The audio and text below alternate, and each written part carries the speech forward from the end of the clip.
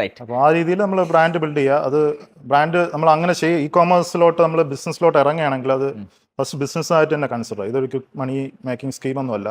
നമുക്ക് ക്വിക്ക് മണി പറഞ്ഞൊരു സാധനം ഒരു ബിസിനസ്സിലും ഇല്ല. It doesn't exist. അല്ല ഇതൊരു നാച്ചുറൽ പ്രോഗ്രഷൻ ആണ്. ഇങ്ങനെ പോയി ഇങ്ങനെ വരും, ഇങ്ങനെ വരും, ഇങ്ങനെ വരും. That graph is never going to be like this. ഇങ്ങനെ ഒരു സംഭവം ഇല്ല. പ്രത്യേകിച്ച് ബിസിനസ് ആകട്ടെ, കരിയർ ആവട്ടെ, whatever be it, it is always going to stock market പോലെ.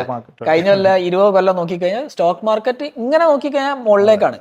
പക്ഷെ ഇഫ് യു ടേക്ക് 1 year അത് ചിലപ്പോൾ താഴത്തേക്ക് പോയിട്ടുണ്ടാവും, ചിലപ്പോൾ മുകളിലേക്ക് പോയിട്ടുണ്ടാവും. നോക്കണ്ട, നമ്മൾ ലോങ് ടേമിലാണ് നോക്കേണ്ടത്. It is A graph, but it may be going like this. അത് നമ്മൾ ഒരു 1 year എടുത്ത് ഫസ്റ്റ് 1 year അതിന് ഫസ്റ്റ് നല്ല 100% പ്രയോറിറ്റിയാണ് കൊടുക്കുക. എങ്ങനെയാണോ ഇപ്പോൾ റീറ്റെയിൽ സ്റ്റോർ ഒരാൾ സ്റ്റാർട്ട് ചെയ്തു, പുള്ളി ഒരു 10 ലോൺസ് ഒക്കെ എടുത്ത് ഒരു 10-30 ലക്ഷം രൂപ റൈസ് ചെയ്ത് റീറ്റെയിൽ സ്റ്റോർ ഒരാൾ സ്റ്റാർട്ട് ചെയ്തു.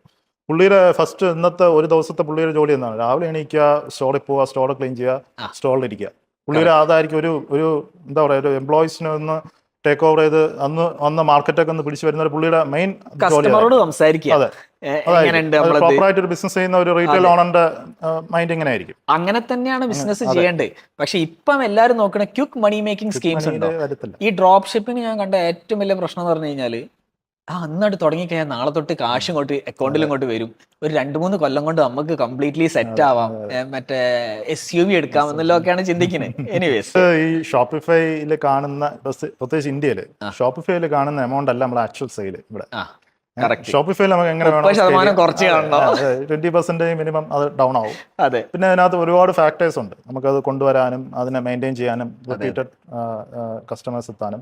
ഇപ്പോൾ ഇത് നമുക്കൊരു ബ്രാൻഡ് ബിൽഡ് ചെയ്ത് കഴിഞ്ഞാൽ, നല്ലൊരു ബ്രാൻഡ് നമ്മൾ 1 year കൊണ്ട് ഡെവലപ്പ് ചെയ്ത് ബിൽഡ് ചെയ്ത് കഴിഞ്ഞാൽ നമുക്ക് ഇപ്പോൾ എന്താ പറയുക, ഒരു നല്ലൊരു ക്വാളിറ്റി കസ്റ്റമേഴ്സ് നമുക്ക് കൊണ്ടുവരാൻ പറ്റും.